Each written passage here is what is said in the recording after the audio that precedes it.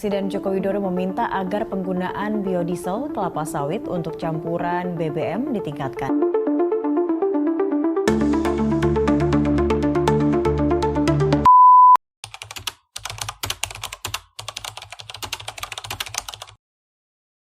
Banyak yang percaya bahwa biodiesel kelapa sawit dianggap kontributif dengan upaya penurunan emisi karbon di Indonesia. Mitos ini berakar pada asumsi bahwa emisi gas rumah kaca global meningkat pesat sejak awal pembangunan perkebunan kelapa sawit yang menyebabkan deforestasi.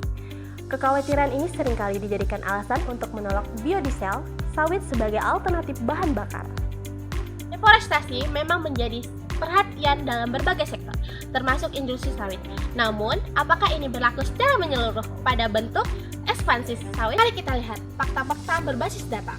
Peningkatan konsentrasi gas rumah kaca telah terjadi sejak awal peradaban manusia di bumi hingga saat ini. Namun nyatanya, hal ini tidak dapat digeneralisasi akibat ekspansi perkebunan kelapa sawit.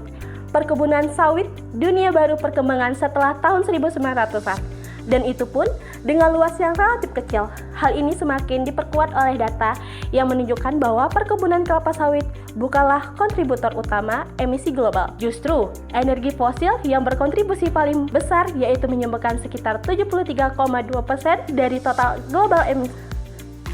Lantas, apakah pengembangan biodiesel sawit kontradiktif dalam upaya penurunan emisi karbon di Indonesia? Kelapa sawit sebenarnya menjadi bahan baku utama dalam pengembangan biodiesel yang lebih ramah lingkungan dibandingkan dengan bahan bakar fosil yang menjadi kontributor utama emisi global.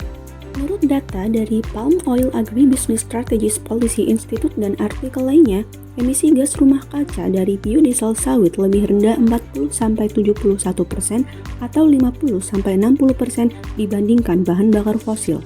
Ini menandakan bahwa biodiesel sawit berperan penting dalam transisi energi hijau di Indonesia dan solusi pengganti bahan bakar fosil.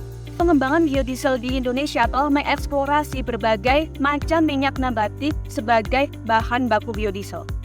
Berdasarkan hasil riset, produksi minyak nabati sawit terbukti yang paling sedikit emisi karbonnya dibandingkan dengan produksi minyak nabati lainnya yang justru menghasilkan emisi karbon lebih tinggi.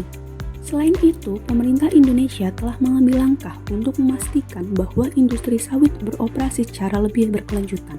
Program mandatori biodiesel yang saat ini mencapai B35 atau 35% campuran biodiesel sawit didesain untuk mengurangi ketergantungan pada bahan bakar fosil, sekaligus mendukung komitmen Indonesia dalam penurunan emisi. Jadi, mitos pengembangan biodiesel sawit yang kontradiktif dengan upaya penurunan emisi di Indonesia adalah tidak benar.